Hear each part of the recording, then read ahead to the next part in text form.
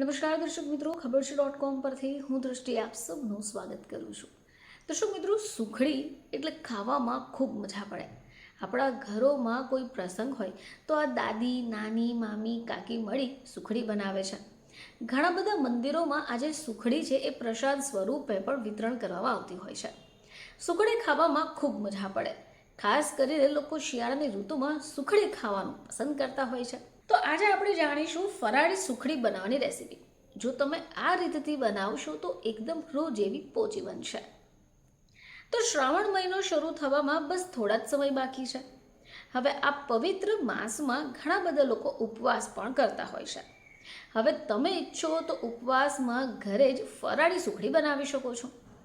હવે તમને એમ થશે કે ફરાળી સુખડી કઈ રીતે બનતી હશે?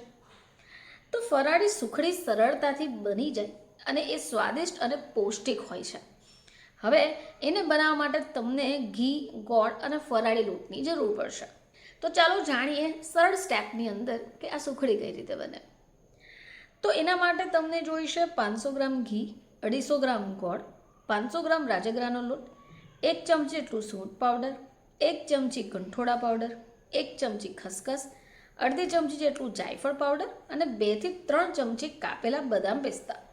તો સૌથી પહેલાં એક મોટી કડાઈમાં ઘી ગરમ થવા માટે મૂકી દો. હવે ઘી ગરમ થઈ જાય એટલે એમાં રાજગરાનો લોટ ઉમેરો અને ધીમે તાપે શેકવા દો.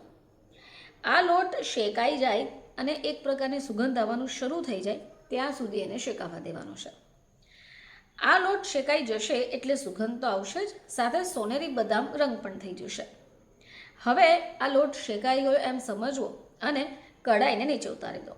હવે આ જ લોટમાં તમારે ગોળ એડ કરવાનું છે અને ચમચાથી હલાવતા રહેવાનું છે. ગરમ લોટની ગરમીથી જે ગોળ તમે એડ કર્યો છે આપોઆપ પીગળી જશે. હવે આ ગોળ ઓગળી જાય એટલે એમાં સૂંઠ પાવડર, ખસખસ અને જાયફળ પાવડર ઉમેરો અને બદામ પિસ્તાની કતરણ પણ એડ કરી દો. હવે એક થાળી લઈ લો અથવા તમે ઈચ્છો તો ટ્રે પણ લઈ શકો. એને ઘીની મદદથી ગ્રીસ કરો. હવે આપણે જે મિશ્રણ રેડી કર્યું છે એને થાળીમાં પાથરી દો અને ચમચાની મદદથી દબાવીને સપાટ કરી લો. હવે આ ફરાળી સુખડી ગરમ હોય ત્યારે જ એને ચોરસ અથવા મનપસંદ આકાર આપી દો. પછી એ ટુકડાઓને અલગ કરી લો અને સર્વ કરી દો. બસ તૈયાર છે તમારા માટે ફરાળી સુખડી. જો તમે આ રીતથી આ સુખડી બનાવશો તો ચોક્કસપણે ખાવામાં પણ મજેદાર રહેશે અને ફરાળી હોવાથી તમે ઉપવાસમાં પણ એને ખાઈ શકો છો. ફરીથી તમારી સમક્ષ હાજર થઈશું. ત્યાં સુધી જોતા રહેજો ખબર છે .com.